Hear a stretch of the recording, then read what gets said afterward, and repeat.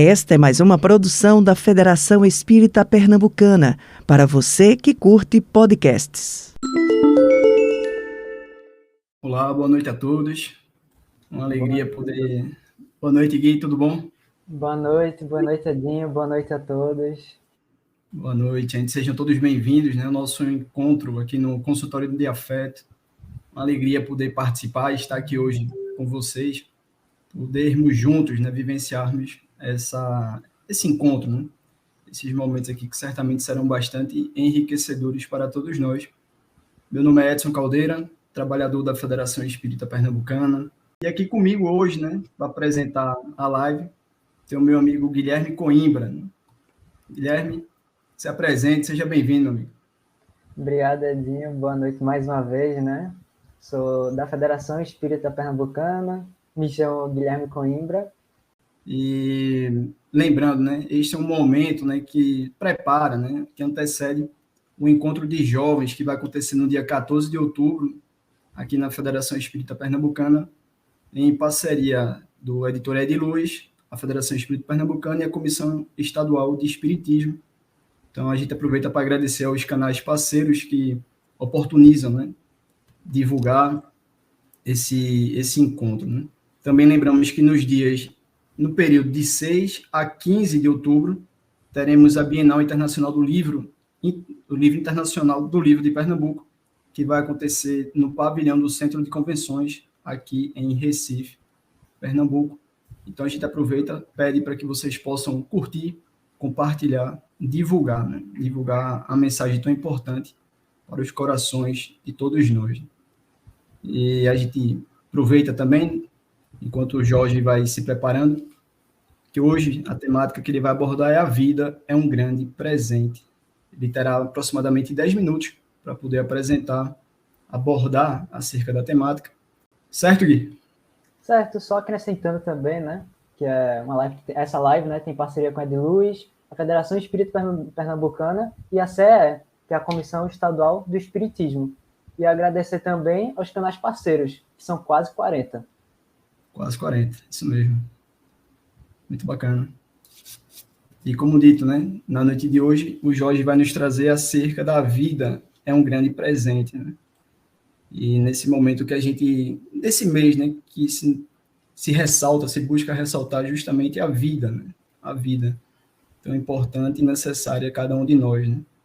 Então, que saibamos, né, aproveitar os momentos, né, necessários, refletirmos, né, diante dos desafios que nos surgem, a fim de buscarmos da melhor maneira possível conduzir, né, diante de tantos desafios, né, que nos deparamos na nossa caminhada. Né?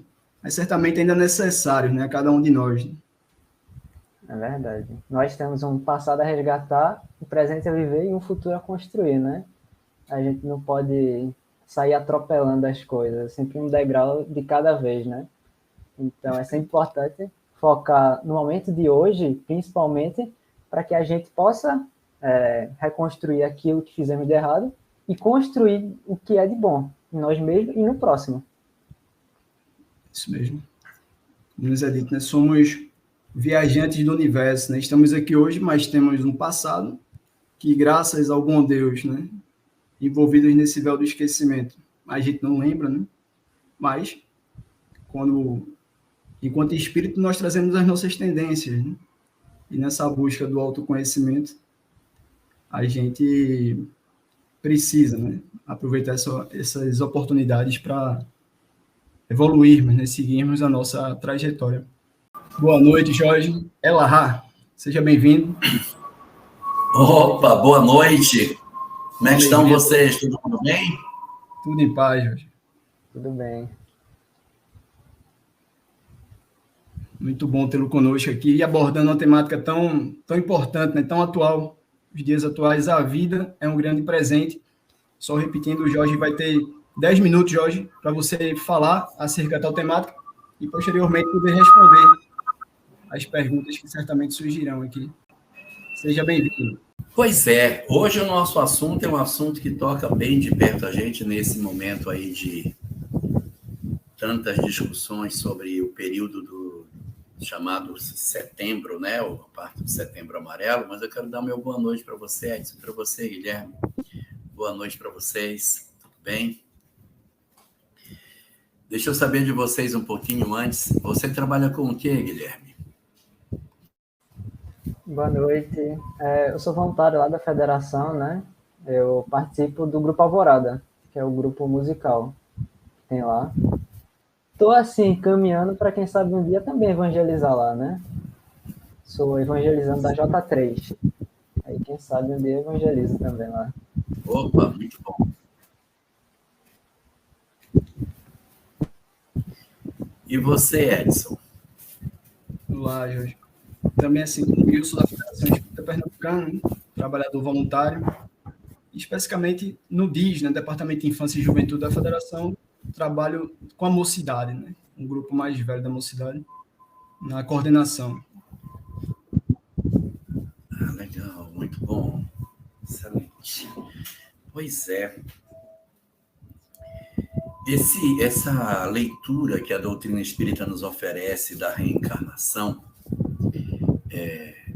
oportunizando para nós obrigado, Amanda, essa chance da gente conseguir interpretar a vida pelo lado espiritual é muito importante, porque são muitas as lições que o Espiritismo nos dá sobre o valor da vida. Eu abri a janela, ficou pior. Eu acho que eu vou ter que fechar, que está balançando muito aqui.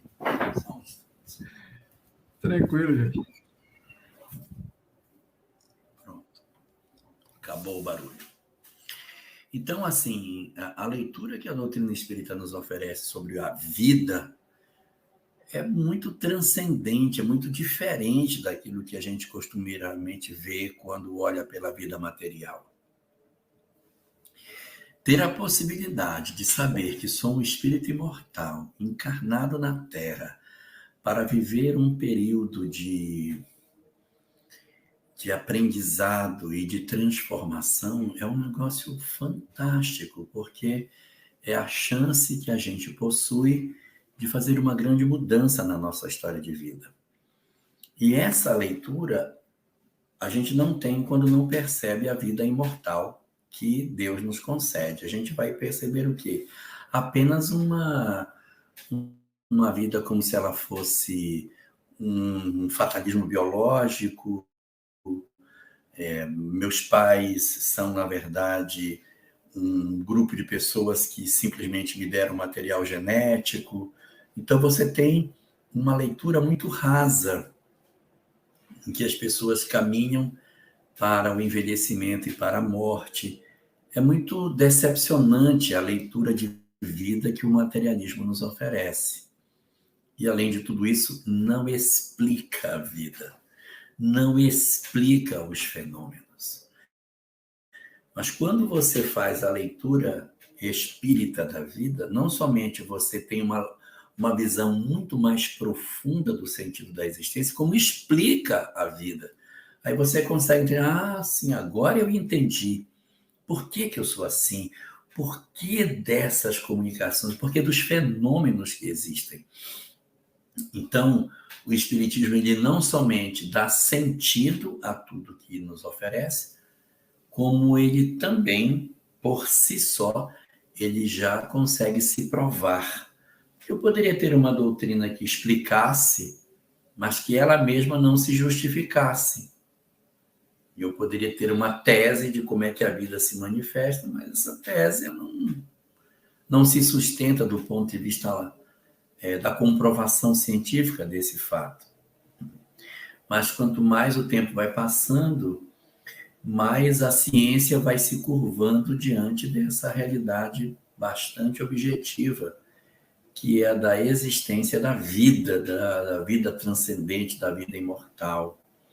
Isso fica muito claro para nós na medida em que a gente vai se aproximando desses momentos que a vida nos dá. Então, travar o contato com a mensagem espírita é dar sentido a tudo. Dar sentido à maneira como o meu corpo é. Dar sentido à família que eu tenho. Dar sentido para a minha vida afetiva. dá sentido para a sociedade em que eu me movimento, dá sentido para a realidade econômico-financeira na qual eu me estou inserido. Então, você vai tendo a possibilidade de muitas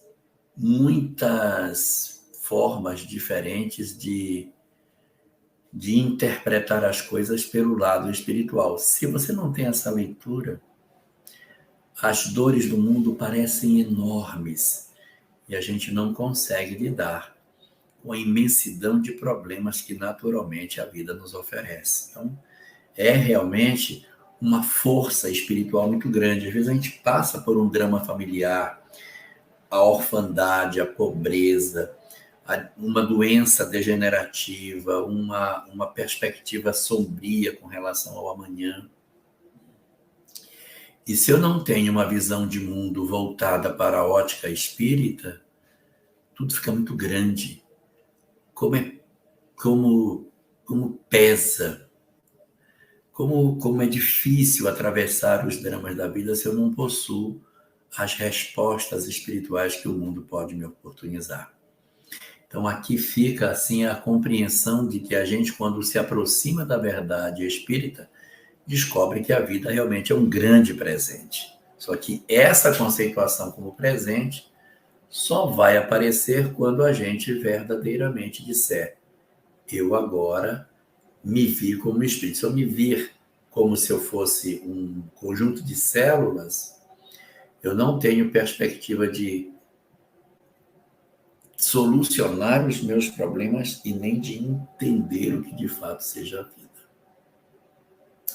Então, acho que por aí a gente começa a nossa discussão com a participação do nosso pessoal que está conosco. Perfeito, Jorge.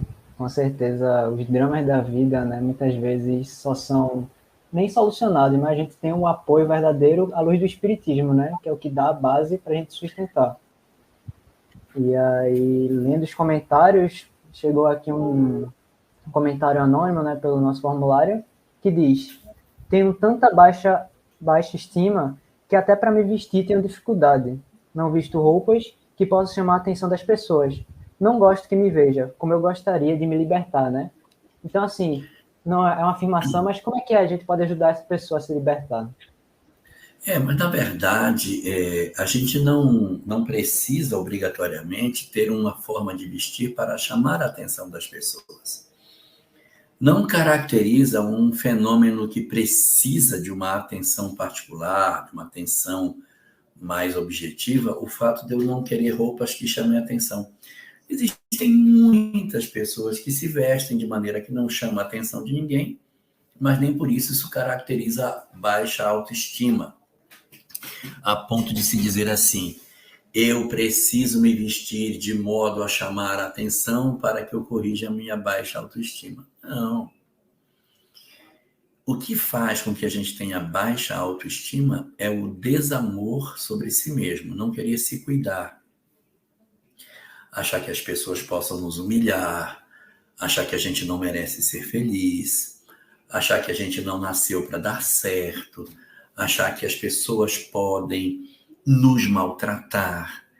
Nos submetemos a relacionamentos abusivos, agressivos, violentos. Nos submetemos a trabalhos degradantes. Não queremos cuidar do nosso corpo, perdemos o prazer de cuidar do nosso corpo. Isso realmente são situações de baixa autoestima.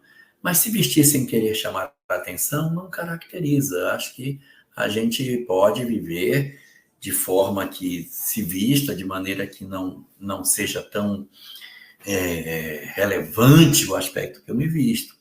Agora tem que cuidar do aspecto da autoestima, resgatando em nós a importância que nós temos. E isso é um fator que decorre da minha leitura do que eu sou.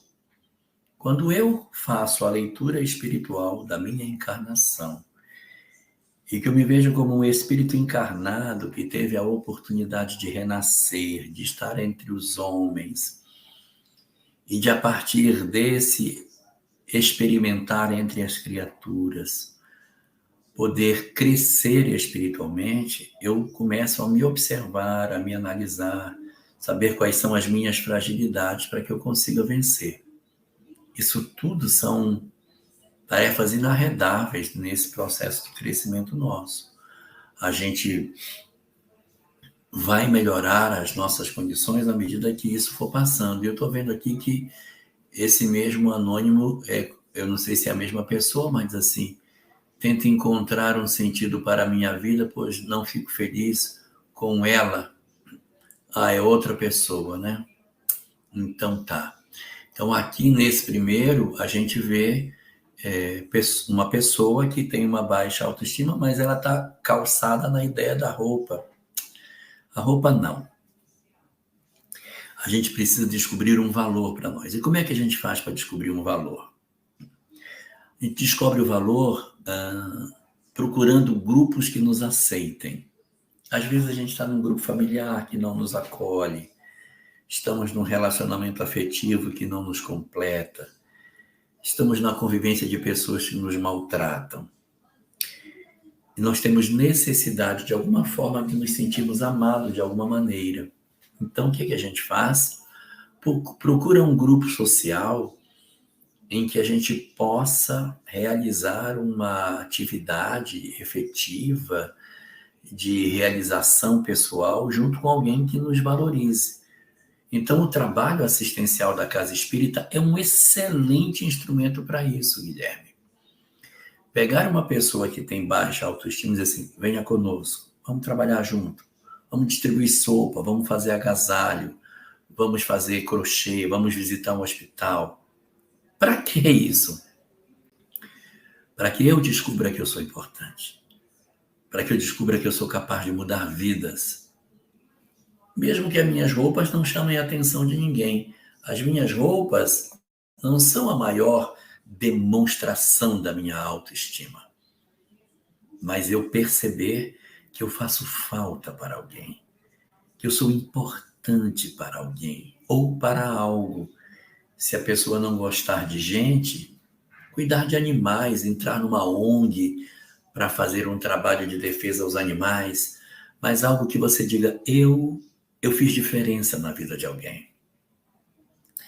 E a gente resgata a nossa autoestima quando eu descubro que eu sou alguém que tem o poder de influenciar outras vidas, que alguém me espera, que alguém me aguarda, que eu posso ser útil e que eu posso fazer com que a vida de alguém tenha uma mudança positiva com a minha presença. Isso é importante. Então, aí seria procurar um grupo social, pode ser uma casa espírita, pode ser uma igreja protestante, pode ser o Lions, pode ser o Rotary, pode ser um grupo escoteiro, pode ser uma ONG, pode ser um grupo de ciclismo, pode ser alguma coisa que você se junte com outras pessoas e se reabasteça emocionalmente na convivência com esses companheiros. Seria dar um sentido útil à vida, né? Ou seja, mudar o foco. Porque às vezes a gente fica muito assim, nossa, a minha vida é muito ruim. A minha vida é muito ruim. A minha vida é muito ruim. E às vezes realmente a gente tem uma história familiar complicada, você tem uma família que não te entrega amor como você gostaria, você se sente uma pessoa que não conseguiu ter o sucesso que esperava. E aí o que eu preciso? Eu preciso de uma experiência que acorde em mim a pessoa que eu de fato sou. É aí que entra essas experiências importantíssimas que a gente faz achando que está ajudando os outros, no fundo está ajudando a nós mesmos, a nos retirarmos desse processo de sofrimento que muitas vezes a gente se encontra. Perfeito. Ô Jorge, aí quando você fala da questão da visão, da ótica espiritual, ao mesmo tempo, então, que eu lanço essa ótica espiritual na minha vida, eu trago também uma certa carga de responsabilidade maior aos meus atos, ou não? A partir do momento que eu tenho essa ótica, essa visão mais espiritualizada. Sim, na medida que a gente vai se espiritualizando, a gente vai tendo como consequência um crescimento das nossas condições emocionais, e a gente vai tendo mais largueza de relacionamento, vai descobrindo novas formas de ser útil. Isso é uma grande descoberta, Guilherme, ou Edson. Uma grande descoberta. A gente vai fazendo o bem e vai descobrindo que pode fazer mais bem. Vai ficando mais experiente em como lidar com a dor, com o sofrimento. E isso vai dando para nós cada vez mais força e mais autoconfiança em acolher, em proteger, em cuidar as pessoas. Então, é um aprendizado que a gente tem que começar em algum momento. O aprendizado de ser útil. E à medida que eu vou me exercitando, essas potencialidades vão se desenvolvendo em mim. Tem um comentário aqui, tem uma pergunta, mas antes tem um comentário aqui que eu gostaria de ler. Realmente, às vezes a pessoa sente uma dor que não é legitimada por quem está perto. Acham drama, desvalorizam porque existem dores consideradas maiores e mais legítimas. Buscar lugares com mais acolhimento, até para se fortalecer e estar apto a poder de fato servir aos outros e assim ir se curando.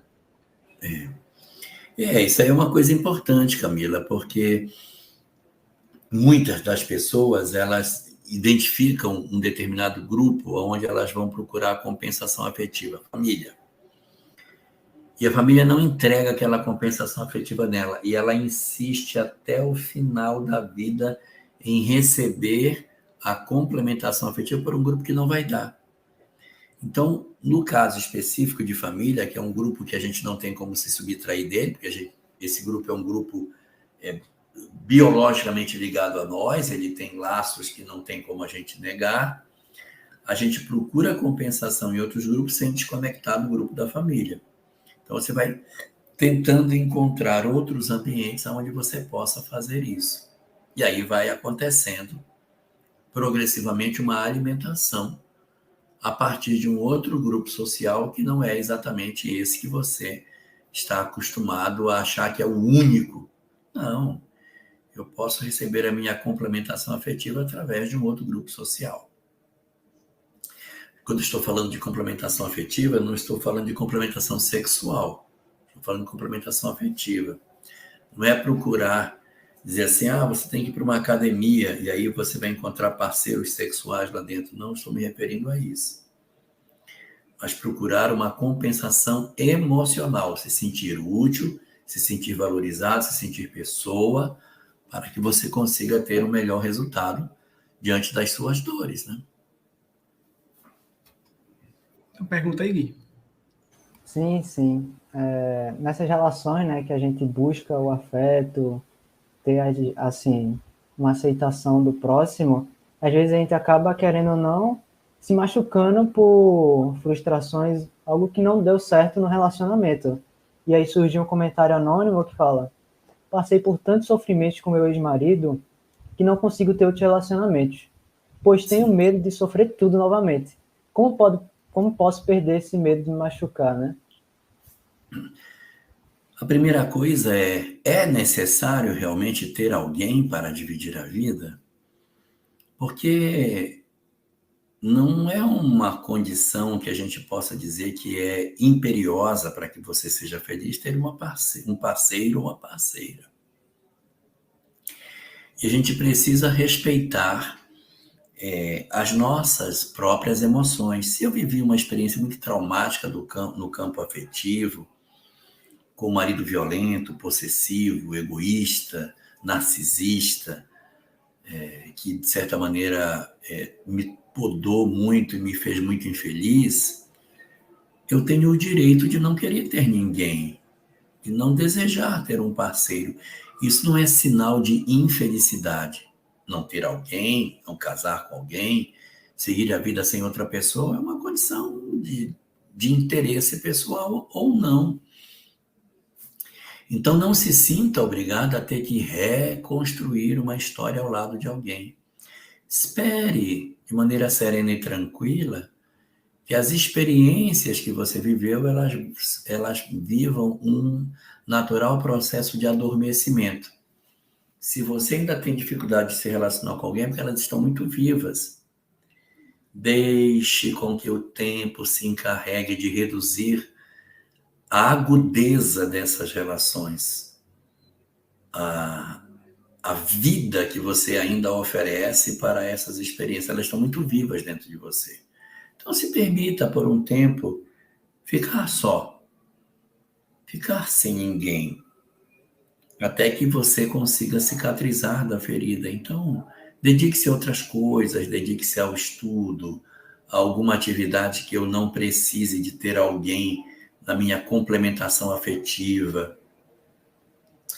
E na medida em que você for cicatrizando, as necessidades de afeto vão se desenvolver e vão encontrar você, fazendo com que, de maneira natural, sem violência, sem que você se sinta constrangida pela sociedade, você encontre uma nova pessoa ou não, dizer, não quero mais ninguém, prefiro viver até o final dos meus dias absolutamente sozinho. É uma possibilidade. E é interessante porque, como o Washington Luiz botou, né, que eu acho que muitas vezes nessa hora que a casa espírita age, né? Ela estando de portas abertas, acolhendo e possibilitando a oportunidade de trabalhos àqueles que se sentem sem vida, se sentem machucados. Sim, nesse momento a casa espírita pode ser um excelente instrumento, né? Ela não é o único, mas ela é um excelente instrumento terapêutico. E aqui acontece uma coisa muito interessante, Guilherme, que as pessoas têm uma tendência de dizer assim: eu faço o trabalho assistencial na casa espírita porque eu vou atender o assistido. Isso vai ser verdade até o dia que eu descobrir que eu estou em processo terapêutico atendendo outras pessoas. Quando eu atendo o outro, eu estou me curando das minhas mazelas. Então, eu preciso da tarefa como um instrumento para promover o meu equilíbrio emocional também. Isso não pode ser esquecido. Tem um comentário aqui, interessante do internauta, que ele fala aqui, Jorge. Passei a vida toda socorrendo os meus irmãos e irmãs. Fazia tudo para protegê-los. Há uns 5 anos, sinto dores 24 horas. Protegê-los, né? Fibromialgia. E há 5 anos, sinto dores 24 horas, moro só, não conto com a solidariedade de nenhum. Nem por isso me sinto infeliz. Isso aí é uma coisa muito importante, que é o seguinte: na tentativa de cuidar do outro, eu não posso esquecer de mim, senão eu somatizo em mim os problemas que os outros possuem. É uma habilidade muito grande que a gente tem que ter de conviver com a dor do outro e dizer, mas a dor é dele, a dor não é minha. A dor é dele, a dor não é minha. Porque às vezes você tem um irmão que usuário de droga e você quer tirar o irmão das drogas, você quer tirar o irmão daquela situação, porque você se analisa na situação dele, chora, se desespera, mas ele não está interessado nisso aí. Você está desesperado de sofrimento, mas ele não está. Ele acha ruim, ele acha, mas ele acha ruim, mas ele acha bom também. Então ele permanece. E você se desespera. Então a habilidade do ser humano para ter maturidade para atender alguém é socorrer sem descer no fosso. Joga a corda e puxa o cara para cima. Mas não desça no fosso. Porque se você descer no fosso, você vai experimentar um sofrimento desesperador. Porque o limite da dor humana não tem fundo. E você vai enlouquecer com as dores que as criaturas passam. Então tem que ter força, uma coragem espiritual para poder dizer, não é necessário que eu faça toda essa mudança do meu coração. Não é preciso que eu faça tudo isso em mim, porque no fundo a minha história de vida é uma e a história de vida dele é outra. O que você deve estar passando é uma doença chamada fibromialgia, em que nós sentimos dor no corpo todo 24 horas por dia. A fibromialgia ela é resultado de um estresse profundo, cobranças infinitas, a pessoa se sente cobrada, assume mais compromisso do que é capaz de fazer. Então, às vezes, dá hipertensão, pode dar fibromialgia, pode dar uma série de colapsos no corpo, uma doença autoimune que aparece como reação do corpo que não está suportando a carga de trabalho que você está impondo ao corpo físico. E aí, pode sentir essas dores. O que é legal disso é que você não se sente infeliz, e isso é o ponto positivo. Você não estar em processo de infelicidade, porque assim, há uma diferença entre sofrimento e infelicidade. Eu posso sofrer e não ser infeliz. E eu posso sofrer e ser infeliz. Como eu posso não sofrer e ser infeliz. A infelicidade é diferente de sofrimento. Por exemplo, Paulo de Tarso, na vida de pregador, sofreu demais. Fome, pedradas, açoites, doenças, muitas dificuldades. Mas ele não foi infeliz. Então há uma diferença entre ser infeliz é dentro do coração. É um estado de espírito. A infelicidade está muito mais ligada ao corpo físico. Então, eu posso ser infeliz, mas posso ser uma pessoa sem sofrimento e ser infeliz. Eu tenho tudo, sou infeliz. E pessoas que, às vezes, sofrem muito, não se consideram infelizes. Então, é bom aí ver o seu caso em que você está colocando que você, com todo o sofrimento que passa, não se sente uma pessoa infeliz. Isso é muito legal. E eu vou abrir essa janela que está quente. Não, e é legal porque demonstra exatamente isso. Por mais que muitas vezes tenha algumas limitações físicas, isso também não nos impede, né, de contribuir, de aliviar a dor do irmão, né, do próximo. Mas aí eu ressalto quando você fala, né, que até para ajudar, a gente precisa também saber como ajudar, né? A importância de buscar esse autoconhecimento e saber respeitar os nossos limites. Porque, de repente, eu vou ajudar, eu posso ser um outro que fico lá também, ou seja, agora são dois que se encontram ali necessitados, né? Verdade. Para que eu ajude, eu preciso ter consciência de que a dor do outro eu não posso carregar. Vou fazer tudo que eu puder, mas eu não posso carregar o outro nas costas. Isso. Você vê que o bom samaritano, quando ele junta o homem da beira do caminho, ele não carrega nas costas. Ele põe no cavalo dele para levar. Que o cavalo é todo o aparelhamento que eu tenho para poder transportar alguém para a hospedaria, que é a instituição que vai realizar o trabalho de socorro. Mas eu não carrego ele sobre mim. Eu uso os instrumentos que eu tenho para que ele possa ir, sem colocá-lo sobre meus próprios ombros. Senão, nenhum dos dois chega na hospedaria. Exatamente. Tem algum comentário, Gui? Alguma pergunta? Só para acrescentar, né, como Jesus mesmo falou, né, sois pequeninos criadores, podeis fazer o que eu faço e muito mais. Mas aí a gente também tem que pensar como é que Jesus agiria, né? Ele vendo a humanidade hoje em dia, né, como ele está.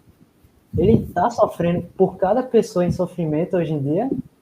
Ele não está, né? Porque se ele sofresse, carregasse as dores de cada um, ele não estaria onde está hoje em perfeito equilíbrio, digamos assim. Essa pergunta é a pergunta 976 de O Livro dos Espíritos. Na pergunta 976, Allan Kardec indaga como é que os espíritos superiores podem ser felizes com tanto sofrimento no mundo. O espetáculo do sofrimento dos espíritos que sofrem não tisna a felicidade dos bons. Como é que eles conseguem ser felizes diante de tudo isso? E na resposta, os espíritos dizem, bom, primeiro, eles foram por esse caminho, os que erraram, porque assim quiseram, fruto do livre-arbítrio deles. Segundo, sairão desse lugar assim que desejarem pela mudança interior, depende deles. É temporário, uma hora eles vão sair, não é para todo sempre. E depois, eles já estão fazendo tudo que podem para resgatar o outro, então não há culpa. Estou fazendo tudo que pode, um dia eles vão sair e entraram porque quiseram, ponto. Então isso não tisna a felicidade dos bons. Tem duas perguntas que eu acho que dá para resumir em uma. Um do internauta aqui que ele pergunta: estou sofrendo muito com pânico, não consigo sair de casa e uma grande depressão. O que faço?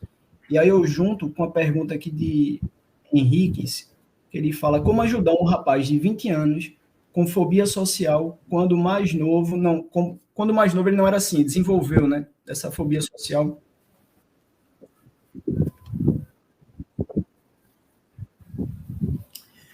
Na verdade, a primeira coisa que a gente tem que saber é em que contexto social essa pessoa está.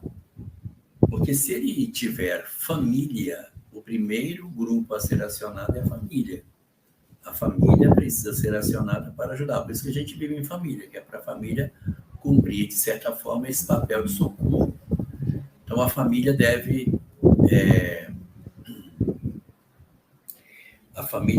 fazer tudo o que ela puder para que ela consiga ajudar. Se for alguém que tem família, primeiro passo, família vai promover a tentativa de auxílio. Como que vai fazer essa tentativa de auxílio? Essa tentativa de auxílio vai ser assim, procurando um terapeuta, procurando um psiquiatra, procurando um profissional que possa ajudar.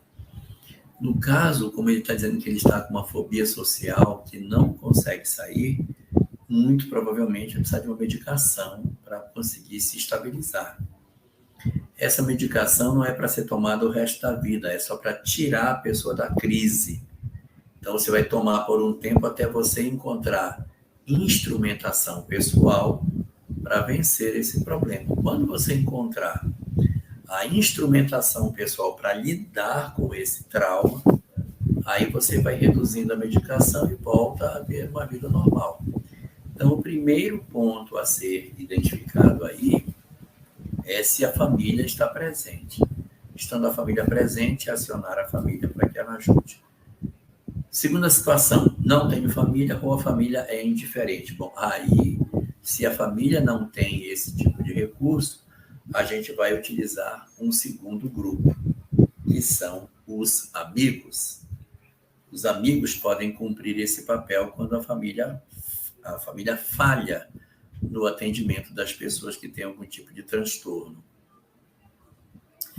E se você não tem família e se você não tem amigos, então você vai ter que recorrer aos números que o município dispõe para o serviço de atendimento no lar. Ligar para o CAPS da sua cidade. Procure o CAPS, CAPS, Centro de Apoio Psicossocial. É um grupo de profissionais que está especificamente voltado para o atendimento importante das pessoas que estão sem condição de amparo. E nessa hora, quando a gente desenvolve essa capacidade de perceber que eu não vou contar com ninguém, eu tenho que mobilizar a rede de ajuda. Então, você tem determinados grupos de apoio que podem auxiliar e, nessa hora, o CAPS é o melhor, mais indicado para que os profissionais possam visitar essa residência, encontrar uma forma de levar o medicamento ou levar você até o CAPS para um atendimento. Então, tem que pedir ajuda, viu? Porque ninguém vai sair de um quadro desse de depressão ou de fobia social sem um auxílio externo. Tem que ter uma ajuda. Tem que pedir ajuda e seguir as orientações dos profissionais para iniciar o processo de transformação e de saída das nossas existências em termos de sofrimento. Legal. Jorge, tem uma internauta aqui, ela faz um comentário, né? Eu tenho tanto medo da morte que não vivo, só vivo chorando com medo. Esse quadro é um quadro muito comum hoje, principalmente depois da pandemia. Houve um crescimento muito pesado do adoecimento emocional nosso pelo medo da morte. Não só o medo da minha morte, como o medo da morte das pessoas em redor de mim. A quantidade de óbitos que a pandemia fez deixou muitas pessoas inseguras, porque elas descobriram que os parentes morrem mesmo. que a minha mãe, assim como a mãe do fulano, pode desencarnar, que o meu pai, assim como o pai do fulano, pode desencarnar, que meus filhos podem desencarnar. Então, a descoberta da fragilidade da criatura humana ficou muito mais evidenciada com a pandemia. Então, as pessoas estão com muito medo da morte, estão com medo de viver, medo de contactar com pessoas, medo de ir em ambientes que tenham muita gente. A pandemia deixou todo mundo muito assustado. E mesmo que você diga, mas a Covid não tem mais essa gravidade que ela apresentou no passado, as pessoas respondem, mas vai que tenha outra. Então, a gente precisa estar atento para a gente não ficar neurótico com relação a isso.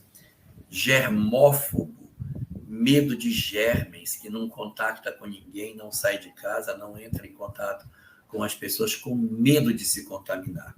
É aí que entra o conhecimento da vida espiritual, o conhecimento espírita, para tirar de nós o medo da morte, o medo do amanhã, na hora em que duas coisas ficam evidenciadas para nós. Primeira, Deus está no controle de tudo. Segundo, a morte não existe.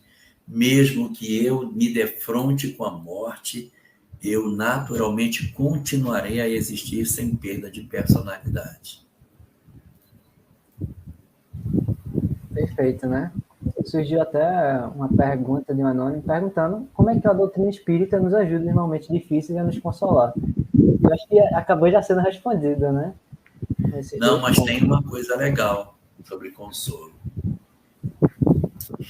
No livro Caminho, Verdade e Vida tem uma mensagem, número 11, chama Conforto, Consolo. Essa mensagem diz o seguinte, que o ser humano é como alguém que morasse no fundo de uma caverna, lá no fundo da caverna. Imagina que isso aqui é uma caverna e a pessoa mora no fundo da caverna. A luz não entra na caverna. A luz, ela não entra na caverna. A caverna é escura. E quem vive no fundo da caverna não vê a luz, só vê a escuridão. A luz está aqui fora. Para que eu veja a luz, eu tenho que sair do fundo da caverna para ver a luz, porque a luz ela não entra na caverna para iluminar as pessoas. Então, o que Emmanuel quer dizer com isso? Que quando nós estamos no fundo do fosso das nossas tristezas, das nossas angústias, a gente vai perceber que, na verdade, não há, de fato, uma condição que a gente possa dizer assim, eu estou querendo um consolo, a doutrina espírita vai me consolar. A doutrina espírita não consola gratuitamente. Você tem que se movimentar dentro da caverna para que você seja consolado. Qual é a movimentação? É a crença nos valores espíritas. Então, funciona assim, Edson. Eu perdi meu filho, eu estou no fundo da caverna. Eu quero ir na casa espírita para me consolar. A casa espírita não vai iluminar lá no fundo da caverna. Ela vai dizer, saia do fundo da caverna e venha para cá. Como é que ela sai? Entendendo que existe a vida imortal, que o filho não está morto, que a vida continua, que ele realmente desencarnou, mas ele continua vivendo perto dela.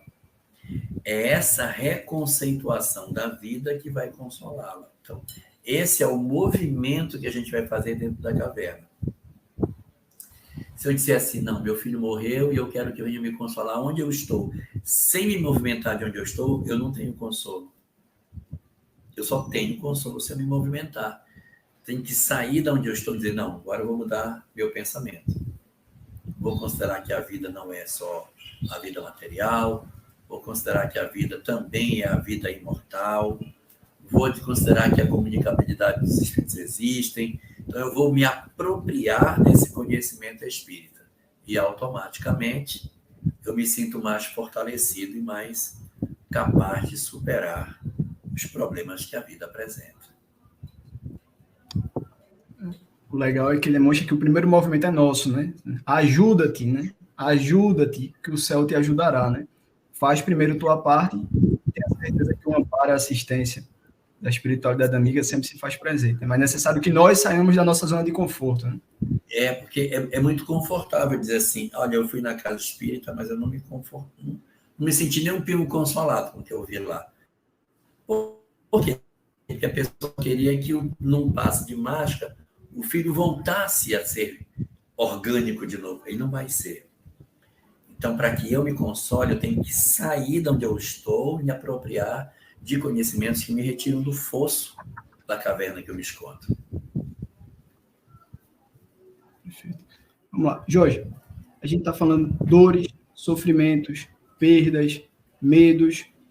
Como entender a vida como esse grande presente diante de tantos desafios? Travou para mim. Repete, por favor. Minha internet está um pouco ruim. Vamos lá. Está falando dores, sofrimentos, perdas, medos. Como entender a vida como esse grande presente diante de tantos desafios? Os desafios se tornarão menores quando eu descobrir que eu sou um ser imortal. Se eu achar que eu sou apenas a história do berço ao túmulo, é só dor. Se eu disser assim, olha, eu nasci quando minha mãe deu à luz e vou deixar de existir quando eu morrer, se eu achar que eu sou só isso, realmente a vida é muito pesada. É muito complicada. Mas se eu fizer uma leitura diferente de vida e descobrir que, diferente do que eu penso, a vida não é isso, a vida é uma vida imortal que não tem fim, a vida não acaba nunca, eu tenho uma vida extremamente diferente do que eu penso, que a vida não tem término, que eu já vivi várias existências, que eu já morri várias vezes, e que a cada existência eu vim aqui para desenvolver valores, que eu vim em busca da felicidade que decorre da vitória sobre as minhas imperfeições, os meus sofrimentos ficaram menores. Sem dúvida nenhuma, se eu penso que a vida é só isso, tudo vai ser complicado. Quando eu tiver uma doença, ai meu Deus, agora eu não tenho mais condição de fazer o que eu fazia antes. E agora, o que aconteceu com essa doença que eu tive? Eu não vou ter mais a saúde que eu posso. Eu estou morrendo, estou me acabando. Ai, meu Deus. Então, eu vou tendo uma leitura muito amarga da existência. Mas se eu faço um movimento diferente, não é assim. Não é verdade isso. Eu tenho, na verdade, uma vida imortal. Eu sou um espírito que vai viver para todo sempre. E vou ter outras existências. Esse sofrimento que eu estou passando, ele é temporário. Eu vou ter uma outra existência que ele não vai existir. Então, é da imortalidade, da reencarnação, que me vem essa força inquebrantável para superar a minha pequenez. Em que eu vou dizer, estou passando por um problema. É verdade, mas não vai ser para sempre. Vou ter outras edições, e na minha próxima edição não vou ter isso aí, não. Isso eu vou trabalhar tudo que eu puder para que numa próxima existência isso não faça mais parte da minha personalidade. Então, olha como eu sou capaz de escrever uma nova história. Olha como eu sou capaz de oferecer para mim mesmo uma leitura profundamente diferente dos conceitos que a doutrina espírita poderia dar para todos nós, na medida em que eu vou me aproximando desses saberes e trabalhando. Olha os conceitos que o Espiritismo me dá. Eu vou transcender isso trabalhando na minha vida. Não é só conhecer, mas aplicar na minha existência aquilo que eu aprendi. Então, aí está uma grande verdade. Na hora que eu sei que minha existência corporal é apenas um pequenino ato, um pequenino relâmpago dentro da eternidade, aí as minhas dores ficam bem menores. É aí que nasce a força que o Espiritismo nos dá. É interessante, né? Tratando dessas dores, Débora de Marco colocou no chat. As terapias do passe, da água fluidificada, da prece, agem como nas doenças do corpo e da alma. Agem para alívio de dores e ter forças para seguir em frente? Repete que travou para mim. Eita. As terapias do passe, da água fluidificada, da prece, agem como nas doenças do corpo e da alma. Agem para alívio de dores e ter forças para seguir em frente? Sim. Tá. Olha, A água fluidificada e o passe, eles são medicamentos espirituais. Então, eles atuam em primeira instância, não no corpo físico, eles atuam na parte espiritual que nós temos, no corpo espiritual. Eles são instrumentos de energia que ajudam a equilibrar o corpo espiritual, e o equilíbrio do corpo espiritual facilita o equilíbrio do corpo físico, mas não é para a gente pensar que, a partir do momento que eu me aproprio do conhecimento espírita que me leva ao uso desse tipo de recurso, que todas as mazelas do corpo vão se curar. Isso não é possível. Por exemplo, eu estou com um problema de cirrose, então eu vou tomar água fluidificada que vai curar a cirrose. A cirrose é uma degeneração do fígado que não vai ter solução num curto intervalo de tempo. Não é uma coisa que você diga assim, vai resolver. Se ela for uma cirrose pequenininha, o fígado vai crescer e, de repente, ela não vai ser representativa. Mas se ela for muito grande, é difícil de você reverter esse processo. Então, aonde que entra o benefício da água fluidificada e do passe? As energias que nos acalmam, nos asserenam, nos tranquilizam. Uma criatura serena e tranquila diminui a pressão arterial e melhora a hipertensão. Diminui a ansiedade, que melhora os níveis de glicose. Melhora. Que asserena a criatura e melhora os neurotransmissores. Melhora da depressão. Que energiza o corpo, revitalizando o organismo para que ele tenha mais capacidade de reagir a um processo inflamatório. Bacana. Energias que possibilitam o espírito a reagir a um processo de perturbação espiritual. Bacana. Mas não dá para pensar que toda e qualquer moléstia física, passe água fluidificada será capaz de resolver. Pode ajudar, mas a gente não pode ter essa ilusão. Agora, do ponto de vista energético, emocional, psicológico e espiritual, as energias que a gente absorve do passe e da água fluidificada, o passe principalmente, nossa, tem um poder absurdo de equilibrar a nossa condição emocional. Então, isso não pode ser desconsiderado, mas não dá para a gente tratar como se fosse uma panaceia que até unha encravada, se eu tomar um passe, ela desencrava. Não dá. As coisas são diferentes entre as energias do espírito e as energias do corpo.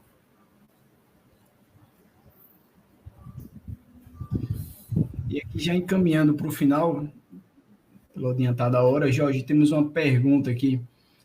Jorge, por gentileza, a doutrina espírita tem dogmas? Se sim, quais? Obrigada.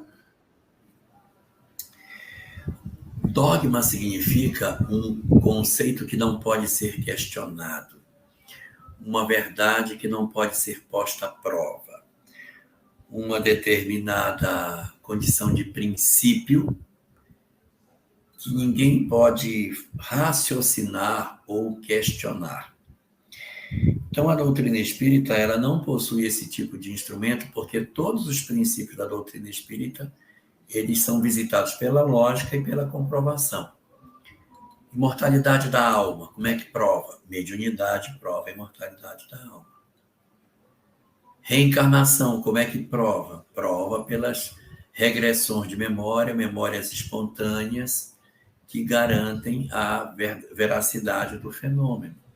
Do ponto de vista filosófico, eu provo pelo entendimento da razão das perturbações que a nossa sociedade experimenta pela leitura da reencarnação.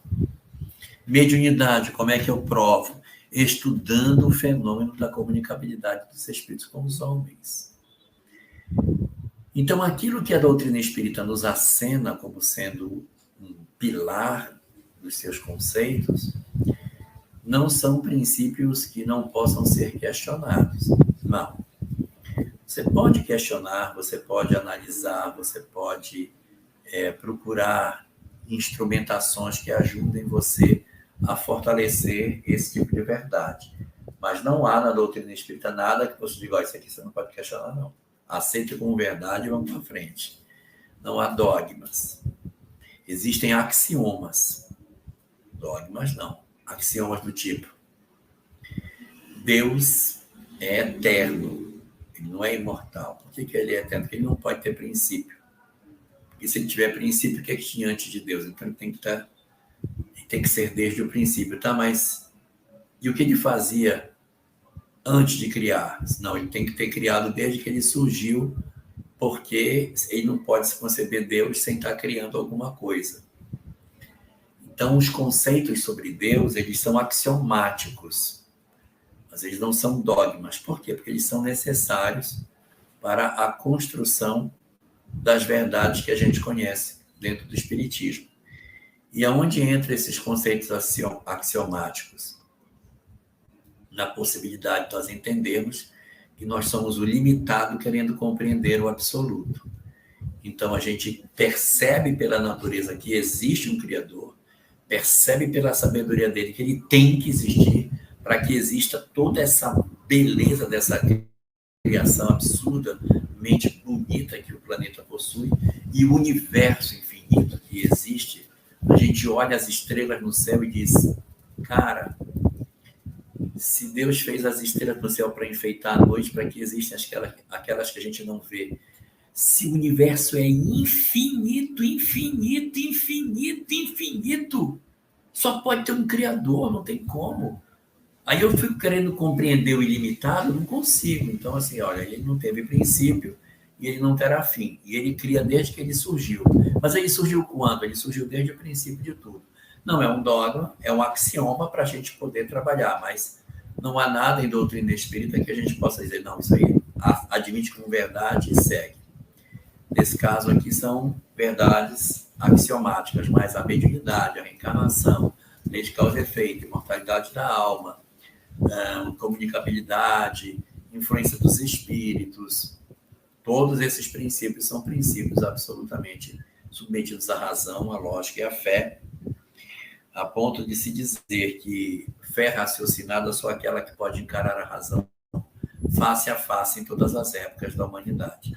Isso é uma frase de Allan Kardec para justificar a nitidez do pensamento espírita diante dos desafios da lógica dos tempos modernos. É isso, um convite a cada um de nós, né, nessa busca da transformação, né? Transformação moral, de nos conhecermos e buscarmos nos transformarmos diante dessa consciência de conduta que a doutrina espírita nos oferta, né? Então, já chegando aqui, de fato, infelizmente, ao nosso final, e antes de passar a palavra para Jorge, para que ele possa fazer suas considerações finais, reforço os convites que fizemos no início, né? Acerca do encontro que teremos com o Jorge aqui no dia 14 de outubro, no auditório da Federação Espírita Pernambucana. Evento esse em parceria com a Federação Espírita Pernambucana, a editora Ediluz e a Comissão Estadual de Espiritismo. Do dia 6 ao 15 de outubro, teremos também a Bienal Internacional do Livro de Pernambuco, que vai acontecer no pavilhão do Centro de Convenções, aqui em Recife. Jorge, suas considerações finais acerca da temática da noite: a vida é um grande presente. Na verdade, essa é a grande conclusão, a grande descoberta quando nós nos aproximamos do conhecimento espírita. Esse, na verdade, é um corolário que a gente pode chamar, é uma consequência lógica. Quando eu vejo que sou eu, como espírito imortal, a caminho da felicidade, quando eu vejo que a existência humana permite ao espírito provar as conquistas que fez, quando vejo que a chance de estarmos entre os homens é a grande comprovação das minhas verdades espirituais, porque eu estou aqui amortecido pela carne, sem condição de saber verdadeiramente o que se passa na intimidade do meu ser, porque eu, quando encarno, eu perco as lembranças do que eu já vivi, quem fui eu não lembro mais o que fui. Então, é só o que está de fato em mim que eu revelo. Não sei quem eu fui, não lembro mais, não tenho essas lembranças. Então, quando eu sou bom, todo preso no corpo físico é o sinal de que eu tive uma vitória espiritual maravilhosa. Então, A encarnação na Terra é um maravilhoso presente, porque é a possibilidade de nós verdadeiramente nos desembaraçarmos das nossas imperfeições morais. É um movimento maravilhoso que a gente pode fazer em termos espirituais, se a gente souber aproveitar as oportunidades que a vida nos concede. Então, aproveitemos esse presente e façamos dos nossos dias um hino de gratidão pela chance de podermos aqui escrevermos uma página maravilhosa da nossa história imortal. Jorge Elahá, muito obrigado pelas palavras, pelos ensinamentos que você compartilhou conosco aqui na noite de hoje, nos fortalecendo, né, diante dos desafios ainda necessários à nossa caminhada. Agradecer aqui ao meu amigo Guilherme Coimbra, né, pela parceria, estreando hoje, né, Guilherme? Primeira live hoje. Primeira live, né? Seja a primeira de muitas. Se Deus quiser. Então, agradecer também ao Guilherme, né, por ter se disponibilizado a estar conosco aqui, pela participação, pelas colocações. Agradecer a cada um de vocês também que contribuíram, né, e tornaram essa live tão rica na noite de hoje. Nosso muito obrigado. Gui, quer dizer algo? Quer falar? Sim, porque com certeza a gente saiu daqui um pouquinho melhor do que quando a gente começou a live, né? Esse conhecimento, esse banquete espiritual, né, que aqui a gente pôde agraciar, com certeza vai servir para a nossa caminhada. Você ouviu o podcast da Federação Espírita Pernambucana.